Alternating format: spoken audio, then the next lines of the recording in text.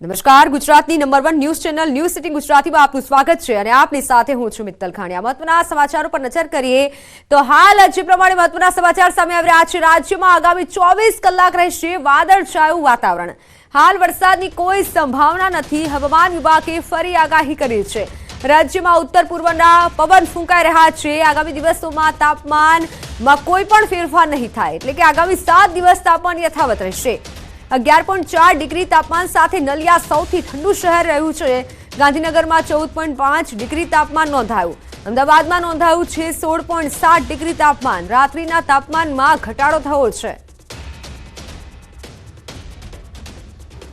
अगले 5-7 दिन में पूरे गुजरात स्टेट में मोस्टली ड्राई वेदर रहने का संभावना है।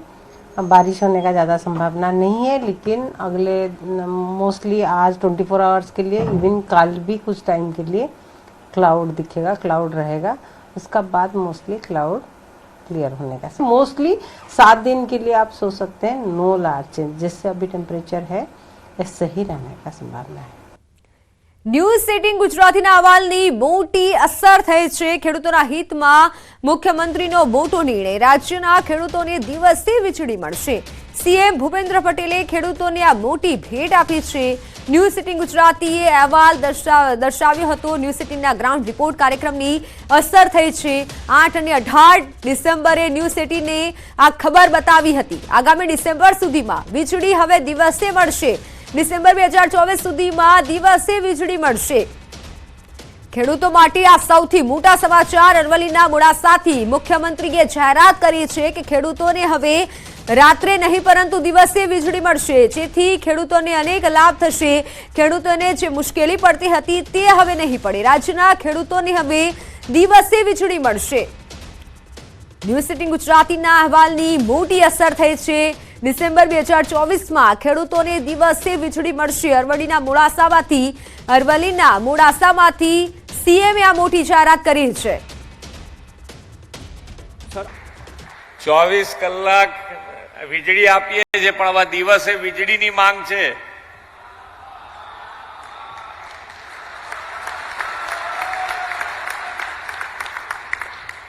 કાનુભાઈને પૂછીએ આપણે કે ભાઈ ક્યારે પૂરું કરશો ભાઈ। મંત્રી શ્રી, ડિસેમ્બરમાં અમે આવીએ છીએ, બીજા ડિસેમ્બરમાં આવીએ પહેલા તમારે દિવસે વીજળી મળતી થઈ ગઈ હશે। દિવસે વીજળી આપવાની જાહેરાતને અરવલ્લીના ખેડૂતોએ પણ વધાવી લીધી છે। મુખ્યમંત્રીની જાહેરાતના પગલે ખેડૂતો ખુશ થયા છે। જલ્દી જ દિવસે વીજળી મળે તેવી પણ ખેડૂતો રાહ જોઈ રહ્યા છે।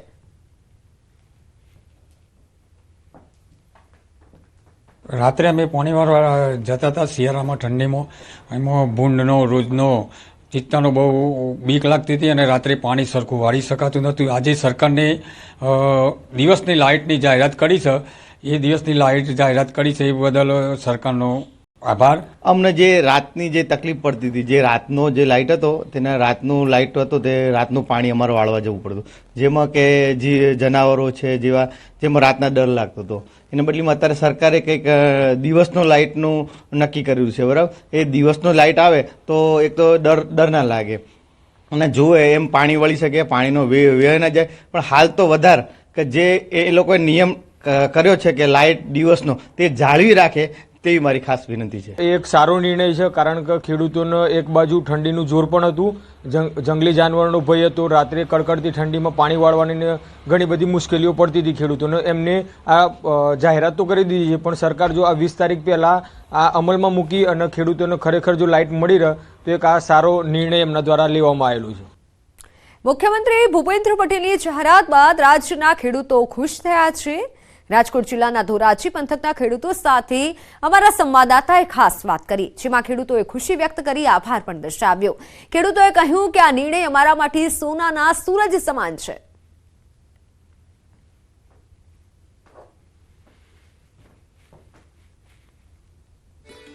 મુખ્યમંત્રી દ્વારા જે ભેટ આપવામાં આવી છે અને જે રાત્રે તમને જે તકલીફ થતી હતી, હવે જો દિવસે 24 કલાક જો વીજળી આપવામાં આવે તો તમારે કેવી ખુશી છે? તો જો 24 કલાક વીજળી આપવામાં આવે તો અમે સવારમાં અમારો ટાઈમ ફિક્સ કરીને જ આવી જાય, કારણ કે અમારે 24 કલાક વીજળી આપે તો જવાની છે નહીં, તો અમે સવારે 7 વાગ્યાથી સાંજના 7 વાગ્યા સુધી 12 કલાક એક ધારું કામ કરી લઈ.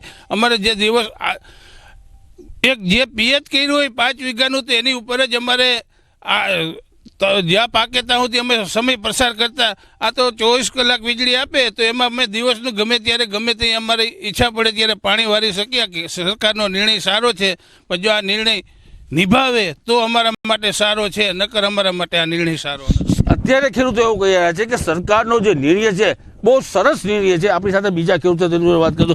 શું કહેશો તમે સાહેબ? હવે જે કાંઈ સરકાર નિર્ણય કરે છે બરાબર છે, એ આજીવન જો એ નિર્ણય કરતા હોય તો અમને એમાં ખુશી જ હોય.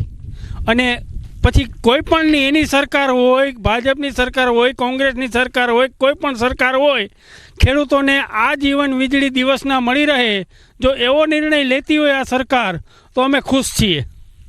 શું કહેશો અત્યારે જે રાતે તમને જે તકલીફ થતી હતી, જો સરકારનો જો નિર્ણય છે, જો અત્યારે જો દિવસે જ આપે વીજળી તો તમને કેવો ફાયદો થાય?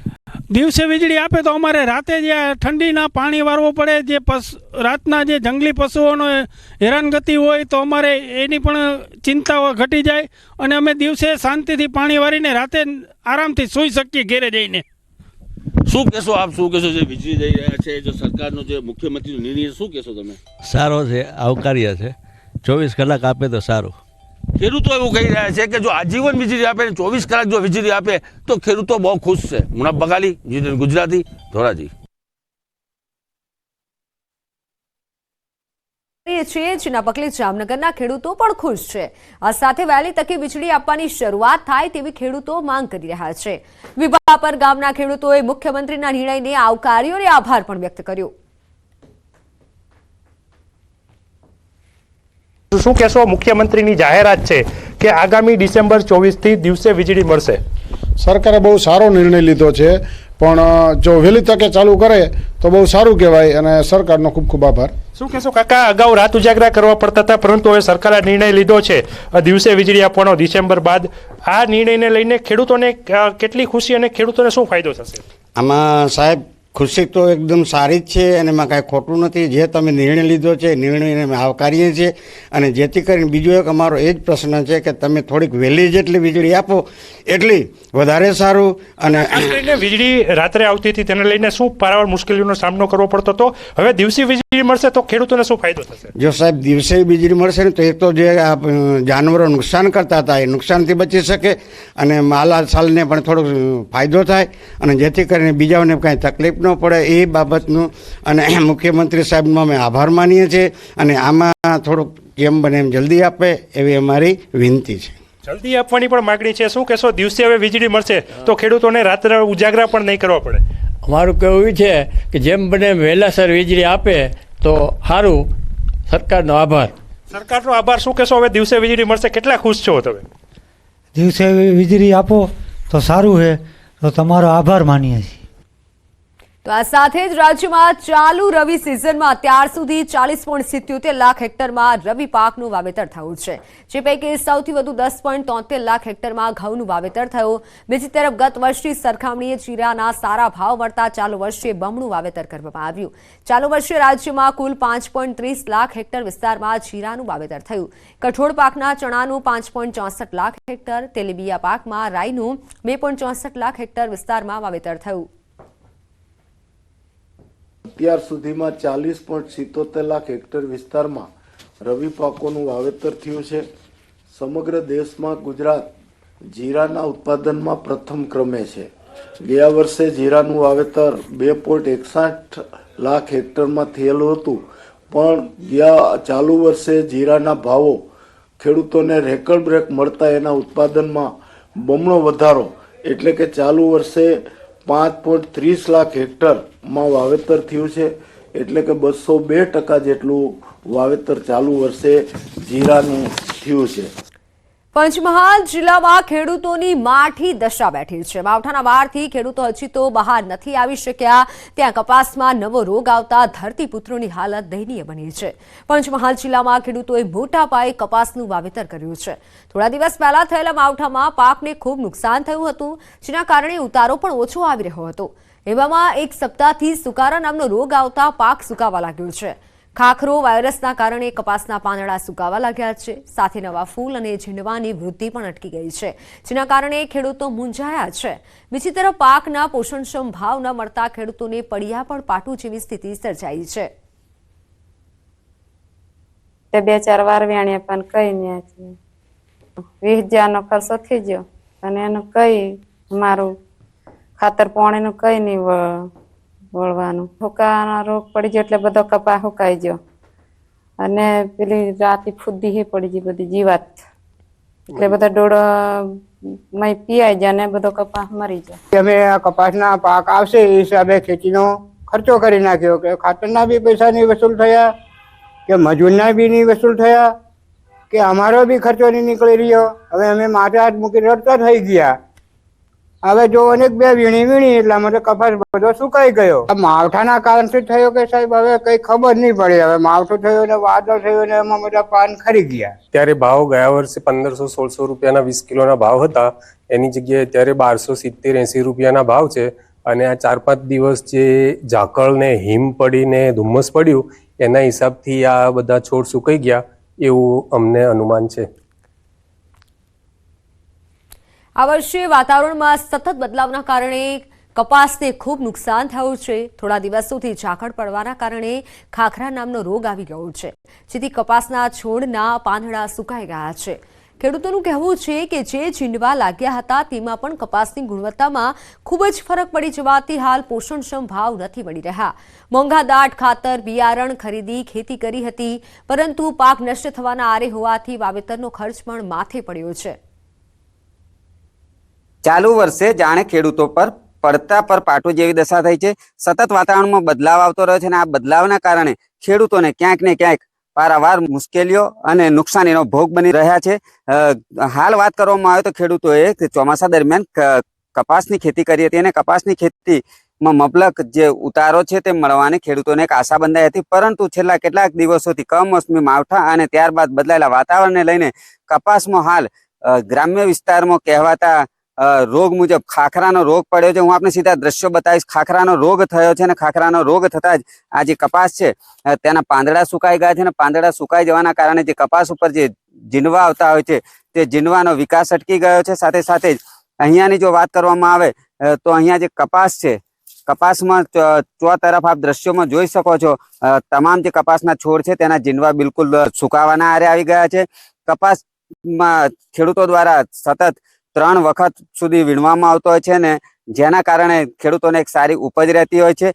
પરંતુ આ છેલ્લી વખતે જે કપાસ વીણવા જાન્યુઆરી સુધી કપાસ વીણવામાં આવતો હોય છે, જે કપાસની હાલત ખૂબ તદ્દન ખરાબ થઈ ગઈ છે. તમામ પાંદડા છે એ સુકાઈ ગયા છે. ખાખરા નામનો જે રોગ છે, રોગ પડતા જ આ તમામ જે તકલીફ છે તે ખેડૂતોને હાલ ભોગવવી પડી રહી છે. હું આપને આ તરફના પણ દ્રશ્યો બતાવીશ. જ્યારે કપાસ સારો હતો ત્યારે આ પ્રકારનો જે એનો વિકાસ હતો, પુષ્કળ પ્રમાણમાં પાંદડા હતા, ઝીંડવા લાગી રહ્યા હતા, જેથી ખેડૂતોને એક આશા બંધાઈ હતી અને આશાને લઈને ખેડૂતો ખૂબ જ ખુશ જોવા મળી રહ્યા હતા.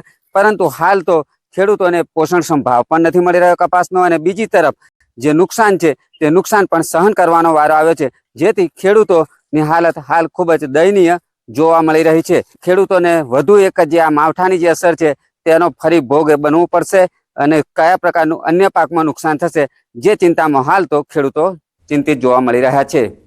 રાજેશ જોશી, ન્યૂઝ 18 ગુજરાતી, પંચમહાલ. રખડતા ઢોર બાદ પાલતુ શ્વાનનો મામલો હાઈકોર્ટમાં પહોંચ્યો છે. અમદાવાદના ઇસનપુર પોલીસ સ્ટેશનમાં શ્વાન કરડવા અંગે ફરિયાદ નોંધાઈ હતી. શ્વાન માલિકની બેદરકારીથી અગવડતા થતી હોવાની પણ રજૂઆત કરી હતી. જે તે સમયે આ મામલે સિટી સિવિલ એન્ડ સેશન્સ કોર્ટમાં અરજી દાખલ કરવામાં આવી હતી, જેમાં 2 વર્ષ બાદ પણ ન્યાયિક કાર્યવાહી આગળ ન વધતા હાઈકોર્ટમાં અરજી કરવામાં આવી. હાઈકોર્ટે અરજીમાં વયમનસ્ય રાખ્યા વગર 30 દિવસમાં સુનાવણી કરવા આદેશ આપ્યો છે. આ સાથે જ મેટરનો મેરિટ પર યોગ્ય રીતે નિકાલ કરવા હાઈકોર્ટે ટ્રાયલ કોર્ટને સૂચન કર્યું છે. ન્યાયમાં વિલંબ એ અન્યાય હોવાથી પણ હાઈકોર્ટે ટકોર કરી છે.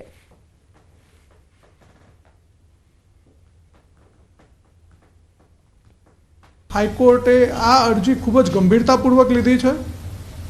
નીચેની કોર્ટના વર્તણૂકને પાયાથી વખોડી નાખી છે અને ટ્રાયલ કોર્ટને એવી સૂચના આપી છે કે કોઈપણ પ્રકારના વયમનસ્ય રાખ્યા વગર આજની તારીખથી 30 દિવસમાં સુનાવણી કરીને મેટરને મેરિટ્સ ઉપર યોગ્ય રીતે નિકાલ કરવો.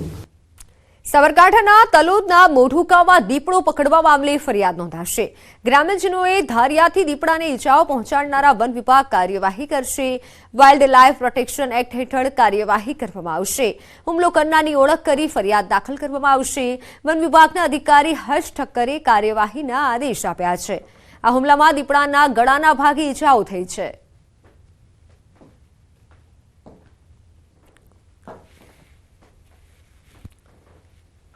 તો ગીર સોમનાથના વેરાવળ બાયપાસ પર સિંહની હાજરીનો મામલે તંત્ર એલર્ટ થયું છે. વેરાવળ બાયપાસ પર કૃષ્ણા સોસાયટીમાં સિંહે દેખા દીધી હતી. વન વિભાગ, પોલીસ અને પાલિકા તંત્રએ બંદોબસ્ત ગોઠવ્યો છે. લોકોને પોતાના ઘરમાં અને છત પર રહેવા માટે સૂચના અપાઈ છે. જોકે સિંહનું વહેલી તકે રેસ્ક્યુ કરવા સ્થાનિકોએ માંગણી કરી છે. આ વિસ્તાર છે. આ વિસ્તારને છેલ્લા 2 થી 3 દિવસ ત્યાં અહીંયા સિંહ અહીંયા આવે છે અને મારણ કરે છે અને મારા ઘરની પાછળ જ સિંહ રહે છે અને અત્યારે સિંહ મારણ કરી અને ઝાડવાની નીચે સૂતો છે. વન વિભાગ તેમજ પોલીસ વિભાગ અને નગરપાલિકા સતત સતર્ક છે અને લોકોને કહી રહ્યા છે કે પોતપોતાના ઘરમાં રહે અને સાવધાની વર્તે અને લોકો પણ એ લોકોને ખાસ સાથ સહકાર આપી રહ્યા છે અને બને ક્યાં સુધી કોઈ બહાર નીકળતું નથી. પણ પહેલી વાર જ્યારે આ વસ્તુ અહીંયા આવી તો લોકોમાં થોડો ભયનો માહોલ છે અને ડર જેવો માહોલ છે. એટલે થોડોક આનો રેસ્ક્યુની કામગીરી લોકો કહી રહ્યા છે કે ટૂંક સમયમાં પૂર્ણ થશે. મોરબીના માણિયા મિયાણામાં મહિલાના હત્યા કેસમાં આરોપીને કડક સજા ફટકારવામાં આવી છે. ખખરેચી ગામમાં વર્ષ 2021માં અનુસૂચિત જાતિની મહિલાની હત્યા મામલે મોરબી કોર્ટે ચુકાદો આપ્યો છે. કોર્ટે 2 આરોપીઓને 7-7 વર્ષની સજા ફટકારી. આરોપી ભૂપત વડેચા અને બીજલ વડેચાને સજા ફટકારવામાં આવી. આરોપી ભૂપતે મૃતક મહિલાને પોતાની સાથે આવવા દબાણ કર્યું હતું. મહિલાએ ઇનકાર કરતા આરોપીએ કોંસના ફટકા મારી તેને હત્યા કરી નાખી હતી. ત્યારે કોર્ટે 12 મૌખિક પુરાવા અને 44 દસ્તાવેજી પુરાવાને ધ્યાનમાં રાખી ચુકાદો આપ્યો છે. વલસાડ જિલ્લાને અડી અને આવેલા મહારાષ્ટ્ર ગુજરાતની બોર્ડર પર એક ટેમ્પોમાં આગની ઘટના બની. હાઈવે પર ટોલ નાકા પર ઉભેલા એક ટેમ્પોમાં અચાનક આગ ભભૂકી ઉઠી. પરિણામે આસપાસના વિસ્તારમાં દોડધામ મચી ગઈ. સતત ધમધમતા અમદાવાદ મુંબઈ નેશનલ હાઈવે પર આવેલા આ દાવચરી ટોલનાકા પર ઘટના બની હતી. આગની ઘટનામાં ટેમ્પો બળીને ખાખ થઈ ગયો. આ ઘટનામાં કોઈ જાનહાનિના સમાચાર નથી.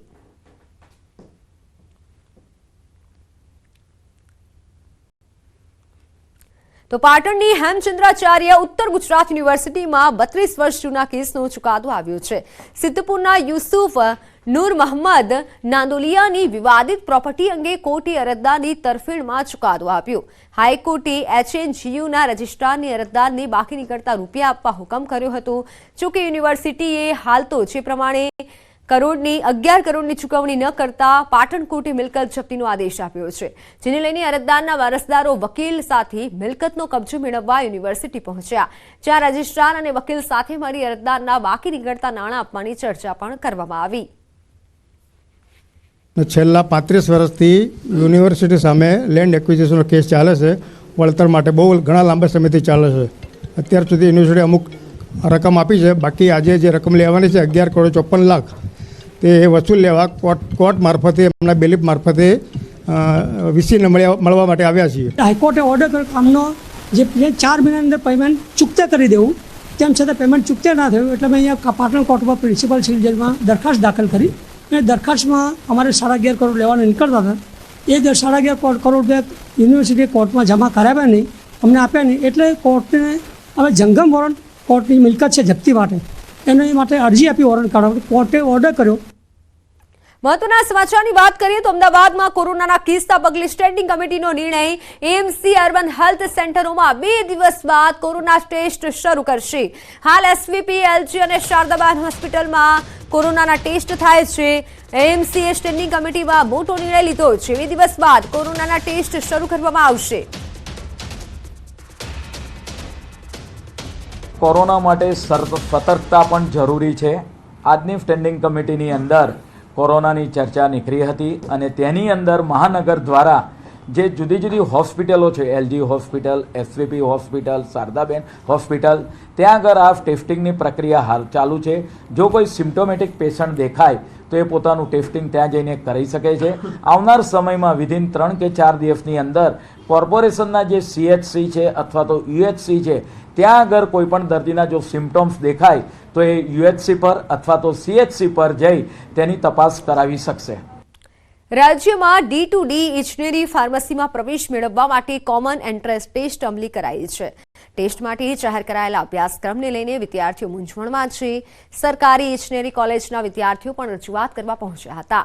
એન્ટ્રન્સ ટેસ્ટમાં ફિઝિક્સ, કેમેસ્ટ્રી, મેથેમેટિક્સ, ઇંગ્લિશ તેમજ 4 જેટલા વિષય છે, જેની 50-50 માર્કની પરીક્ષા લેવાશે. ત્યારે વિદ્યાર્થીઓનું કહેવું છે કે ડિપ્લોમાના અભ્યાસ સમયે જે વિષય ભણાવવામાં જ નથી આવ્યા તેની પરીક્ષા કઈ રીતે આપવી. વિદ્યાર્થીઓની માંગ છે કે ડિપ્લોમામાં જે બ્રાન્ચ કર્યું હોય તે જ બ્રાન્ચમાં ડિગ્રીમાં પણ પ્રવેશ આપવામાં આવે. એન્ટ્રન્સ એક્ઝામ રાખો, પણ અમારા જે આઈટી રિલેટેડ જે સબ્જેક્ટ્સ છે જેમ કે પાયથન, જાવા છે, વેબ ડેવલપમેન્ટ છે, એ તમે સબ્જેક્ટ્સની એન્ટ્રન્સ એક્ઝામ રાખો, એમાં અમને પ્રોબ્લેમ નથી. પણ તમે જ્યાં આઈટી રિલેટેડ ડિપાર્ટમેન્ટના જે એક્સટર્નલ જે સબ્જેક્ટ્સ છે એમાં તમે એન્ટ્રન્સ એક્ઝામ રાખો, એ અમને આગળ જતા બી પ્રોબ્લેમ્સ થાય ને અમે આગળ ભણ્યા નથી, જેમાં અમારે માર્ક્સ થાય તો અમારે પ્રોબ્લેમ્સ થાય. અમને બી ફિઝિક્સ કે કેમેસ્ટ્રીનું કંઈ જ જ્ઞાન નથી. બસ આ જ મારો પ્રશ્ન છે. શું કરવું જોઈએ?